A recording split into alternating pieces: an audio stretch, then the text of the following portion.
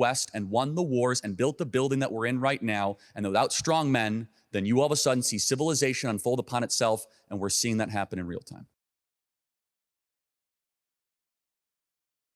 Charlie Kirk is the founder and president of Turning Point USA, a prominent conservative youth organization with a presence of over 2,000 high school and college campuses across the United States. He served as the chairman of Students for Trump, which focused on mobilizing young voters during the 2020 presidential election. Kirk is the host of the podcast The Charlie Kirk Show and maintains a social media presence following with high levels of engagement across all platforms. So please welcome me introducing Charlie Kirk.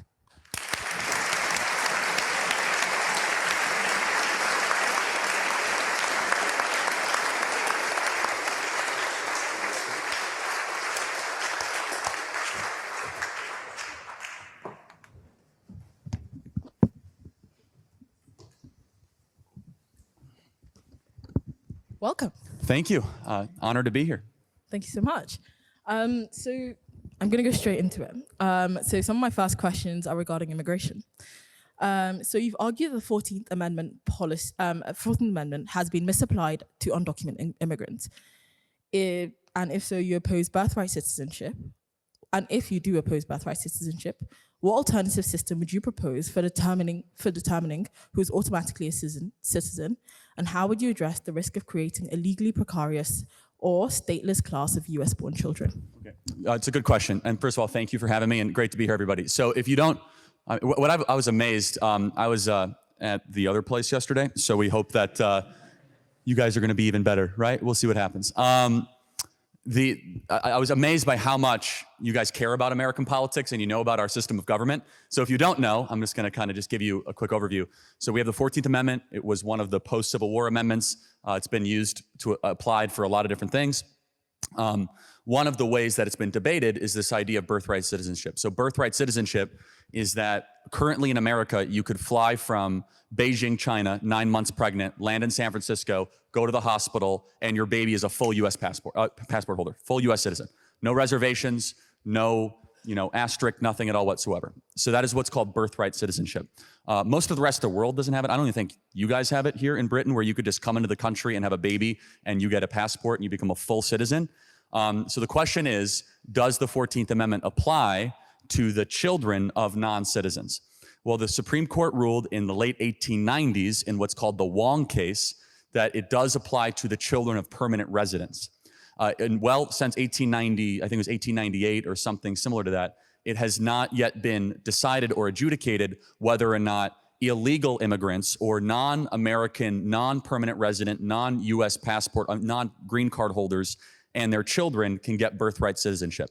I think that we should join the rest of the world, including your country, and not give just full US citizenship for people that come on birth tourism to the United States. Thank you.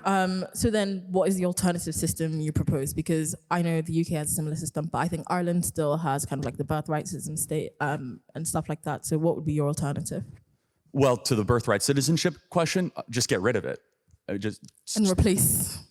Well, there should be no replacement, meaning that if you want to come to the United States of America, apply like everybody else and get in line, and you don't get to show up pregnant and have a child, and that child becomes a full US citizen. So in terms of situations where like the parent has been an undocumented immigrant for a couple of years or decades at this point, and they're having children, where does that leave the children? Do we then create like a state of like basically people who don't have kind of like documentation? Yeah, yeah, that's correct. They do not become US citizens. So our belief is that we should deport everyone who is in our country illegally back to their country of origin. Something that finally your Labor Prime Minister is waking up and saying he wants to do. I hope he actually does it. But it's quite a concept that you're not allowed to come into a country unless you're invited. And so we in the United States just won a popular vote election, a popular vote majority and electoral vote majority under the idea that we want mass deportations. So if you are in our country illegally, the United States, it is our plan to return you back to your country of origin as a full family unit. Okay, thank you. And then talking about kind of the idea of mass deportation and basically Trump winning an election and that, we've seen recently that he's been expediting the refugee applications of white South Africans, claiming they are victims of racial discrimination. Considering what you've just said about kind of mass deportation being the view, What do you think justifies the embrace of white South African immigrants, white South African immigrants and their temporary legal protections that Trump is granting them? Well, for one, one of the leading political parties in South Africa is saying that we should kill the Boer over and over again in a endorsed chant from the top leaders in a political rally saying that we should go kill the white South African farmer. You can look at videos of crosses that will fill roads for miles of white South African farmers that have been brutally murdered in their home, basically because of what is called land reparations at worst. So this is at best, and then there's another word that we could use for it, which we'll see if it actually qualifies for that as time goes on. But yes, I mean, this is a group where a government has decided that we are endorsing the worst and most venomous form of racial hatred against white South African landowners, and they're fleeing appropriate asylum with the United States. Hilariously, it's only been like 25 people that have received this asylum, and the American leaders have been completely okay with every other type of person on the planet to be granted asylum. Like 15 million people they want to grant asylum, but when 15 white South Africans want to show up to the United States and have asylum because there's actually an endorsed mantra and chant to kill them, all of a sudden there's a major issue. I wonder why. Thank you. So then, considering that, so if it applies to, for example, Nigerian Christians being killed in Nigeria and other kind of like world atrocities we're seeing across the world where people are in a vulnerable position, you would agree then that they also should have their applications? It can. Again, it's a case-by-case basis. And if one of the leading political parties in Nigeria, whether it be the Muslim or the Christian faction, was outwardly saying we must kill the Muslims or we must kill the Christians, we're a very generous country. We're willing to look at all the cases associated. I happen to know the South African one better than the Nigerian one. I mean, Nigeria is the most populated country in Africa, so it's not unreasonable that something like this could happen. But the United States of America is a generous country. We've been known when it meets the criteria that we are a place that you can find safe refuge. The problem is our asylum process has become a scam the last 15 years, where people from countries just that have high crime rates are able to say that I am fleeing violence to come to the United States of America. Well, guess what? The United States is also very, very violent. You go to Chicago, go to Philadelphia, it's not exactly a good cause or good claim. And that is in a bad way. That is a way where our compassion as Americans is being taken advantage of for an ulterior political motive. Thank you so much. Moving on slightly to a different topic, which is abortion. Currently, there is a woman who's been declared brain dead in Georgia and is being kept on life support because of the state's restrictive abortion laws that ban abortion after cardiac activity is detected, generally at 6 weeks. So I want to basically ask you, your thoughts on that and how you think kind of like the pro-life arguments apply. I'm having a hard time hearing it. So you said there's a woman in Georgia that's on life support because she was not able to get an abortion? So she's being kept on life support because she still has this baby in her womb. And she has a what? I'm sorry. She still has this baby, but she's like brain dead, completely brain dead. She still has a baby? Yes, but she's being kept on life support just because of this baby. And this is just due to the state's restrictive abortion laws that ban abortion after cardiac activity is detected. So I don't know enough about the case. Why is she on life support? Is it a pregnancy-induced ailment or is it a unrelated? Separately ill, but the idea is she's completely brain dead. So basically the only thing that's keeping her alive is this machine because of the baby, due to restrictive abortion laws. Yes, I mean, that baby is going to be able to live, praise God. And that mom will now, her parting gift to the world will be another life. I think that's beautiful. Unless there's an element of the case I'm missing, like she has pregnancy-induced sepsis or there's something related to the case that I'm not aware, because I do believe in the exception for the life of the mother, but that doesn't sound like that's what this case is. So to be clear, like the mother is dead and like she's well, hold on. How is she dead if she can? She's being kept alive. Hold on a second. How is she dead if you can gestate a baby? She's brain dead. But she's not dead. Hold on a second. She's brain dead, but let's re-examine what being dead means. How can you actually have a baby fully develop within you if you're dead? And that's what's always so interesting. People that are called dead, they could still get pregnant. Women who are dead still menstruate. They still, when they are stabbed, their adrenaline levels go up. And again, this goes back to the fundamental question of what is a human being and when does life begin? And it would be very interesting. Shouldn't the question also be, I don't know what her wishes are. Do we know her wishes or not? Or Well, the thing is, again, she's brain dead. She can't give us her wishes. Well, no, but I'm her saying family, no, but hold on a but second. Her family have made She it very could have clear. prior to this of the pregnancy said, I want to do whatever is possible to save my baby. So that's not a dumb question. Yes, okay? but I'm not saying it's a dumb Okay, question. so we don't know. So therefore, since we don't know her wishes, we should yield on the side of life. And if that baby is able to survive and the mom dies, I mean, that is of course the moral thing to do. Surely, considering her family is kind of like, please have been to basically save her first, which is obviously not possible anymore. But Well, I'm sorry. So the family wants to save the mom, but you said she's brain dead, so Yes. there's no way to save her. So my point so is she's simply just a vessel for a life. Well, do you think that's okay for women to just be vessels for No, life? of course not. In this extreme case, though, which is a moral question of if you terminate the mom, the baby dies. If you can keep the mom, quote unquote, alive long enough, another life enters the world. That is a morally great thing for humanity to be able to say another life comes into the world when someone who is brain dead would otherwise have no contribution to the species. But what if this continues when we see more restrictive abortion laws in different states? Well, we're not. This case that you're saying actually proves my point that she doesn't have agency, she doesn't have consciousness, so we should yield on the side of the protection of the human being in utero. So here's my point. The reason why we have this case happening in the first place is because of how restrictive the abortion laws. So here's my point. Abortion should be banned in the United States of America, and we're well on our way to do that. Well, so Yes, correct, completely, except for the life of the mother. okay, so in the exception of the life of the mother, you agree that Correct. that should be.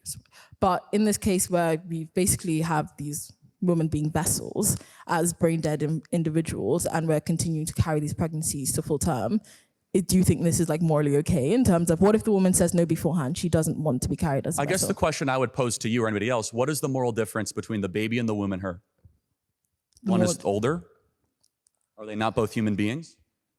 I mean, why all of a sudden that we're able to say that she's older and more developed that you can eliminate the smaller being? Why is that okay? Under what moral standard it is okay to eliminate beings smaller than you or because that you've been developed more?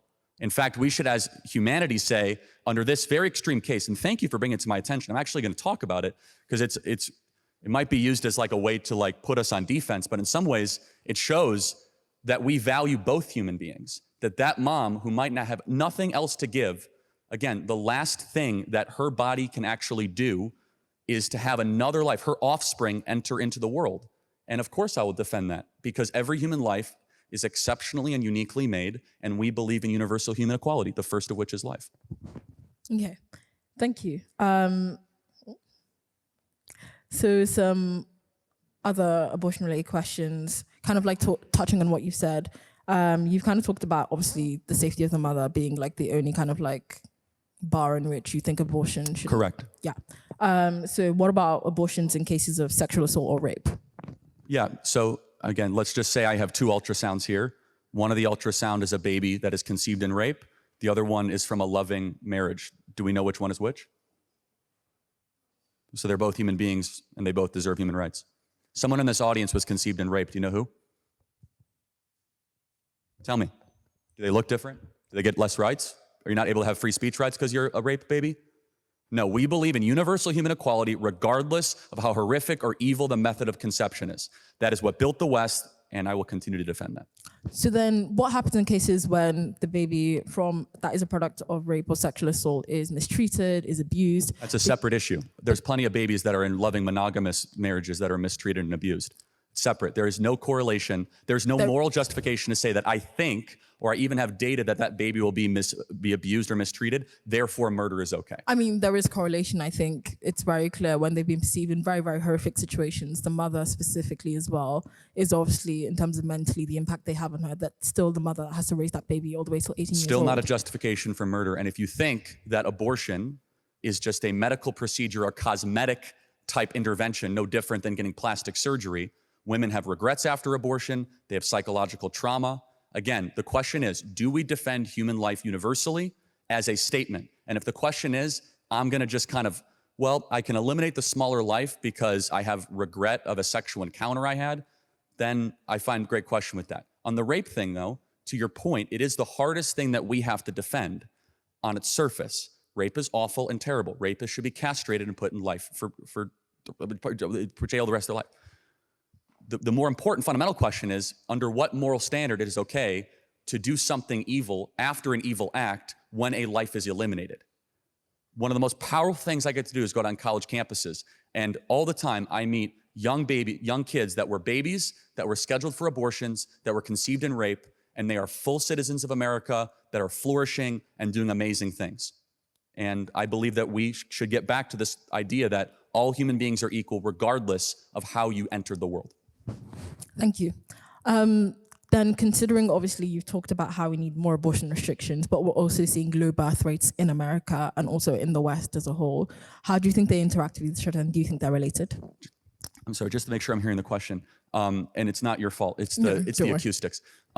You said falling fertility rates and abortion rates? Yeah, basically. Yeah. So we actually already have a window into this. In Texas, we have completely abolished surgical abortion. You could still do an at-home abortion, which is mifepristone, I think is what it's called. And birth rates are up. About 200,000 new babies net over the last 18 months in Texas versus the years prior. And so, yeah, I mean, in the UK and America, we wouldn't need as many third world immigrants if we didn't kill our babies all the time in the womb. Thank you very much. My next question is slightly a larger picture, considering not abortion, but just the treatment of men and women. So what do you think the role of red pill media is in the men's rights movement? And what are the implications you think it has for women? Okay, so I'm sorry, you said that what is the role of right-wing media in the men's rights movement? Yes. Red pill media. Sorry, I'm not trying to be... No, don't worry. I want to make sure I answer the question. So what is the role of right-wing media in the men's... Red pill media. I'm sorry, okay, red pill media. Yes. In the men's rights movement. What is red pill media? So, I'm trying to think of a more broad definition. Can you give me a name? Think like Joe Rogan, your Andrew Tate. Joe Rogan's awesome. Great. What's wrong with Joe Rogan? I didn't say there's anything wrong. I know. What's Joe Rogan's role? He helps save civilization. He's a bow hunter. He's fun. Okay. My more general point is very much content that's being produced right now regarding men, how they act in terms of very toxic masculinity, how they treat women. Something we've seen, at least in the UK, was the show Adolescence came out recently. Yeah, which was a complete fiction, by the way.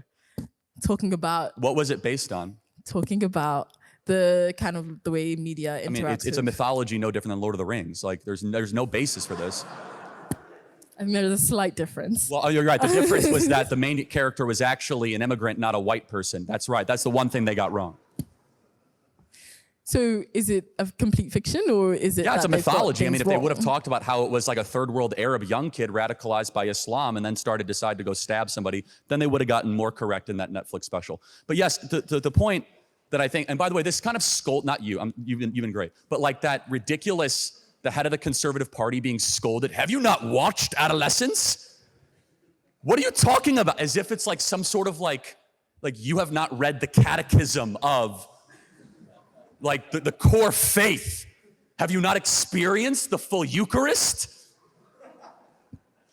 It's just like preposterous. And so, I mean, sorry, you're asking a good faith question. Like, what is the role of right-wing media? Of course, they're toxic masculinity. There's a war on men in the West. We as men are here to be protectors and defenders and providers. We should treat women with total dignity and respect, of which I'm a proponent of men. I know this crazy Christian idea of saving yourself until marriage and not having sex until marriage. I believe abstinence is not talked about enough. In fact, you want to dignify women, all of a sudden don't have a bunch of hookup sex on Tinder and every app that you can get your hands on and start acting like men. And so, insofar that any media is talking about using women as objects or as ways to try and sleep around a lot, I reject that. At the same time, I am a traditionalist where I believe most, not all, but most women of the West deep down desire getting married and having children and having a husband who loves them. We have a lot of sex in this society and we don't have enough love in this society because love comes from connection, it comes from the soul, it comes from something deeper, not just an orgasm.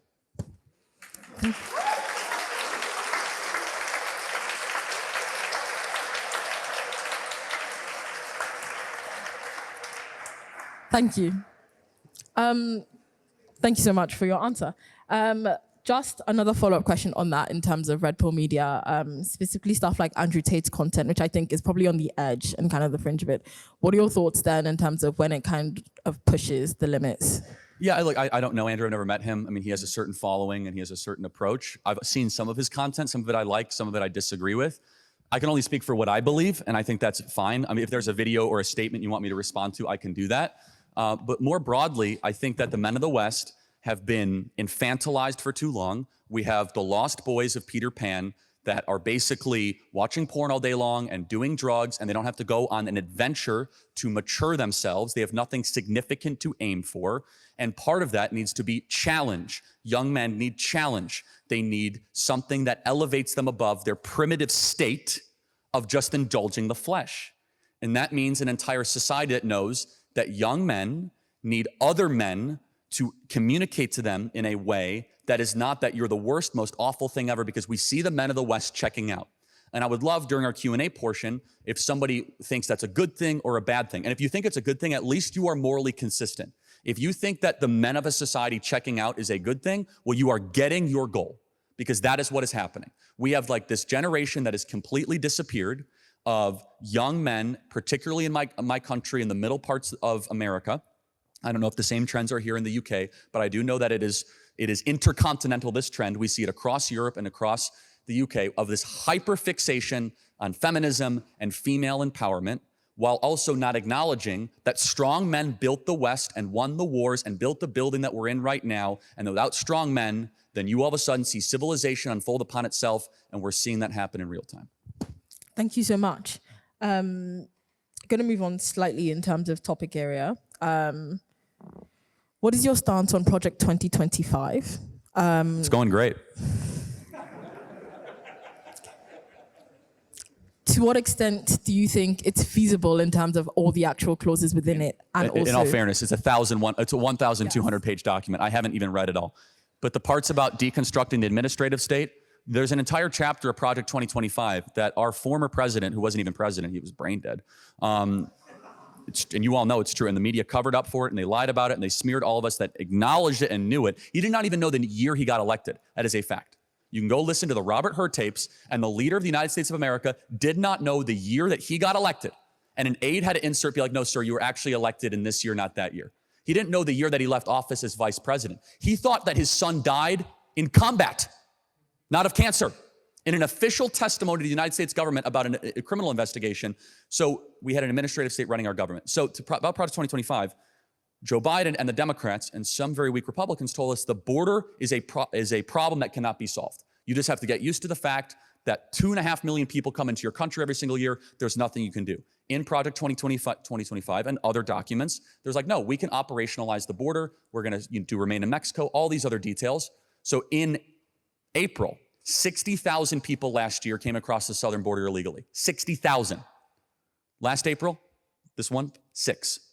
President Donald Trump did not need Congress. He didn't need a new act of legislation. Turns out we just needed a new president who knew what to do and actually cared about sovereignty. So I think the project's going great. I don't know all the details, but I'm thrilled that America has its mojo back. Thank you very much. My next question is something you said regarding Obama. You described him as a failed cultural revolution agent. What did I say? A failed what? Failed cultural revolution agent. Oh, that's right. That's correct. Yeah. Can you please clarify what you mean by the statement and your position on basically DEI more broadly? What was the DEI part? So can you clarify, A, what you meant by that statement about Obama, and then your position on DEI more broadly? Oh, okay, got it. So I'll do the second one second. Okay, so yeah, Obama's revolution, partly in his book, Dreams from My Father, which I encourage you to read, was that he thought that he would bring forth a great awakening and a reconfiguration of America. And he thought that Hillary Clinton was like an automatic to become president. They thought they were going to stack the Supreme Court with 3 new Supreme Court justices. And his revolution never actually hit its final mark. Instead, President Donald Trump won in 2016. We got 3 Supreme Court justices. We were displaced from power from 4 years. And now President Trump is back on top. And almost every one of the core things that Obama ran on or defended have fallen out of popularity with the American people. And so you can like Obama. I actually think there's plenty of things you can like about him. He's very talented. He's very charismatic. He's very good on his feet. He respected the White House. He respected the Oval Office. There's plenty of stuff. Like, I'm not like an automatic hate Obama guy, but you must just be factual. Like, his vision, what he wanted to do for America, has failed. It's failed in the popular vote majority. It's failed in our public opinion polls. Young people, which used to be Obama's greatest constituency, college campuses were all on fire for Obama. Well, young people actually moved the most towards Donald Trump this last election, and President Donald Trump won the youth vote in Michigan and several other battleground states. As far as DEI, my stance on it, I'm very much against it, and they say it stands for diversity, equity, inclusion, but it really stands for didn't earn it. Can you elaborate more why you think it didn't earn it? Yeah, I mean, so DEI is a very innocuous term that can be applied in many ways. So affirmative action is an extension of DEI, and they're kind of like cousins to each other. So there's 4 elements to this. There's critical race theory, which is the legal, it's kind of like the philosophical theory. We could talk about it if you like. There's affirmative action, which is most definitely in practice, if you will. And then there's disparate impact theory, which has been the predominant legal theory in the United States to justify the U.S. Civil Rights Act, and it's downstream tributary effects. And then there is diversity, equity, inclusion, which I think the best example of DEI can be how it's kind of taken over the corporate workforce. There's 2 ways I could look into it. Number 1, DEI demands that you must hire these new ridiculous diversity departments for no reason whatsoever that weigh down costs, that are basically speech police internally of our major companies, that make it a less desirable place to work, and honestly less productive and less likely for us to be able to compete against the Chinese communists. So I could talk and I can give you examples on that if you'd like. The other part of this, though, is that you could insert, I don't know how deep you want me to go into this, but fundamentally DEI is about race quotas in America. I don't know if it adheres in the UK. And so when you have a quota and you want to reach that quota, you will then have to relax the standards of excellence. When you build a big organization, you say, this is what we stand for. Harvard, for example, used to stand for truth, veritas. Every organization must have a telos, it must have something you aim at. And if you aim at anything other than excellence or meritocracy as a company, then you will compromise those things. If all of a sudden you want to be equitable, well, maybe that company will not be that good anymore. And we see the slippage of our excellence here in the West, where if we get away from excellence and meritocratic type undergirding philosophy and towards other type substructures, I think it's a remarkably dangerous proposition. Thank you very much. Again, moving slightly, you spoke briefly about President Trump and kind of the success he's having in the US right now. So what are your thoughts on basically the tariffs issue we've basically been seeing with the US? I'm supportive. Look, we're talking about this, I'm sure, in the Q&A. Always look at the end result with Trump, because the process can sometimes drive people mad and a little crazy, and the up and down. But like in the first term, everyone was very critical of his Middle East policy. And then we got the Abraham Accords, which was an incredible accomplishment of peace between Israel and the Emiratis and the Saudis. And so there's a process that you have to allow unfold here. As far as the tariffs brought a lot of countries to the table. You guys got actually a pretty good deal out of this. President Trump was generous enough to actually exempt Rolls-Royce and some of your major manufacturing in the latest bilateral trade deal with the United States. And I want to see our 2 countries grow closer together. And I think the president has the same wish. But as all the tariffs are eventually pointing at what we should. And this is the question for Europe, and this is the question for the United Kingdom. Will Europe and the United Kingdom decide to embrace the West, or will it look very, very far to the East? The rising power struggle in front of us is all the things we've talked about, but it really is the Chinese Communist Party versus Western values. The Chinese Communist Party is antithetical to even those of you that are liberal in this audience right now, is antithetical to what you believe and how you believe it. The CCP is the greatest threat to so many of these different things on the planet. And as it is this rising power, we have to reckon with this question. Are we okay as America? I don't know if that's the case here in the UK. Are we okay with not making any of our own vitamin C,